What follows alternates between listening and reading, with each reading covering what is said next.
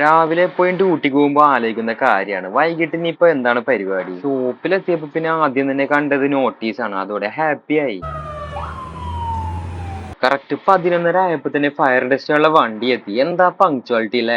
പിന്നെ വണ്ടി എത്തിയപ്പോ എല്ലാരെയും വലിച്ചു പുറത്തിട്ട് പിന്നെ ആളെ നോക്കി നിന്നിട്ട് തിരിഞ്ഞപ്പോഴാണ് കാണുന്നത് നല്ല പരിചയമുള്ള യൂണിഫോം ആണല്ലോ എന്ന് നോക്കിയപ്പോഴാണ് കാണുന്നത് ആശാൻ ഇവിടെ ഒന്നും പ്രൈവസി ഇല്ല. അങ്ങനെയാണ് ആള് അവിടെ നിൽക്കുന്നത്, കയ്യിൽ ഒരു സിഗരറ്റും. പിന്നെ പരിപാടികളൊക്കെ കഴിഞ്ഞിട്ട് പോകുമ്പോഴാണ് ഇവന്മാരെയൊക്കെ കണ്ടത്. ഡ്യൂട്ടിനിടയിൽ ഇങ്ങനെ സംസാരിക്കുന്ന അപൂർവങ്ങളിൽ അപൂർവമാണ്.